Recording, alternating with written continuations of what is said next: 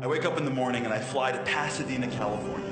What I was doing is, for my company, the real estate company that I work with, I spend a lot of time doing investor presentations. And the speech is over, and a guy comes right at me, makes a beeline for me. And he said, I'm ex-military. I fought in whatever wars, and then I got injured. And after my injury, they moved me into the military academy. What I do is I train soldiers in how to become great soldiers. That's what my job was. And I teach my soldiers always to look out for the hero's moment. What is the hero's moment?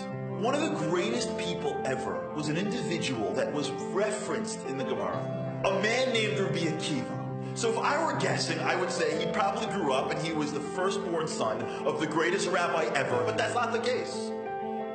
Rabbi Akiva was a shepherd who did not, until the age of 40, even understand Aleph base. 40 years old he starts, and he doesn't become just a rabbi. He becomes the leader of the generation. And not only does he become the leader in Torah, Rabbi Akiva becomes a military giant. And he's got 24,000 students. That's bigger than Lakewood and the Mir and Israel combined. And he's got the right hand of Torah and the left hand of military strength. And he's got God clearly on his side. Sirius HaOmer. It all starts to unravel. And the students start to die. And it goes from bleak to bleaker to dark to black. What would a reasonable man do next? He'd pack it up, he'd go to his apartment, and he would basically lick his wounds for the rest of his life. And he would say, you know what? I guess Hashem wasn't with me. You know what Rabbi Akiva does?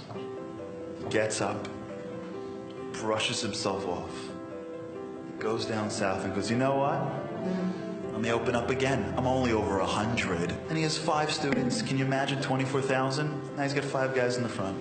But guess what? The Gemaras that you learn, the Kabbalah that runs this world, is all being revealed from those 5. And we're in this room today. We're sitting here today because of those 5. The question is how. So I'm sitting in Pasadena, California, and my new friend Jim, the military guy, says to me, there's 3 levels of soldiers. They're good soldiers, and there are great soldiers. Great soldiers go the extra mile, and then in their training, something happens. Something happens when everything goes wrong and everybody quits. And there's always one soldier that never gives up. There's always one that, when all reasonableness says stop, says I am never stopping. That's the hero's moment. You could be the greatest guy in the world, but you're not tested until you fall. And when you fall, that's when you decide, that's when you see if you're just great or you're a hero. You know what's amazing about Judaism? We're a nation that is built off the backs of the few heroes every generation.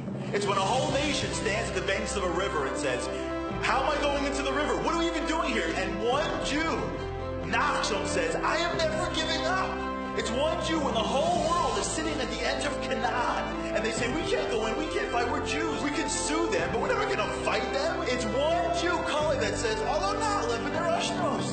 It's one Jew, David, that says, Goliath is cursing out God. In every generation, there's those few Jews that when the going gets tough, they never give up. And it's in those small moments when they don't give up that they get all the benefits.